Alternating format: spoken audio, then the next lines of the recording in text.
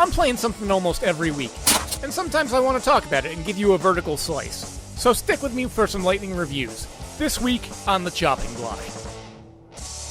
This week I endeavored to get back from my, quite frankly still ongoing, fixation with PC building. Seriously, anyone need an entry-level gaming PC? But anyway, with my attempt to move on, I've been playing Firewatch. Longtime followers will recall I first dabbled with walking simulators well after they first appeared with a review of Dear Esther a little over 2 years ago. How time flies. Anyways, I needed a quick hit game to jump back into my rhythm, and Firewatch clocks in at about 3 to 4 hours of playtime, making it perfect to slot into my schedule. As I installed the game, I was expecting a relatively chill experience with an engrossing atmosphere. What I wasn't expecting was one of the most enrapturing and heartfelt stories I've experienced this year.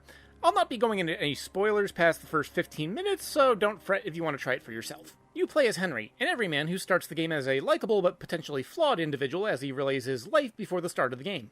I say potentially flawed because you have a fair say in how he portrays himself, both in pre-game background or spoken dialogue. Henry has taken a summer job in a national park as a fire lookout in order to get away from a relationship that's become complicated, troubled, and emotionally taxing. Upon arrival to your lookout post, you're introduced to your boss, Delilah. You communicate almost exclusively via radio transmissions, and let me say the voice acting is on point and the story delivery is top-notch. I initially thought I was just going to be performing relatively mundane tasks in a pleasant nature setting.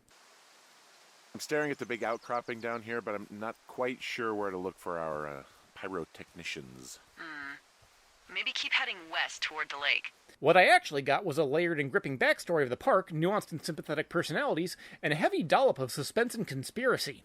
Even the park develops a personality of its own, revealing secrets and showing itself as more than just a pretty area for people to camp and hike. As far as the plots, most of them are resolved by the end, and again, without spoiling, the emotional weight hits well above anything beyond that I anticipated going in. This is all facilitated by fairly simple controls. As mentioned, it's a walking sim, albeit slightly more complex than other similar experiences. You do gain a small inventory to expand to traversal abilities, and you have a significant degree of autonomy when it comes to your communications, even being able to choose stoic silence. You may have some difficulty navigating the world if you're not familiar with orienteering or even just being able to use a basic map and compass setup, but honestly, that's the most significant criticism I can generate. Without giving away anything crucial for the story, there's only so much I can say, which I guess means this week's video is a bit shorter than usual. Try Firewatch for yourself and have a pleasant afternoon. Now, if you'll excuse me, I have some tech-oriented tidying to do.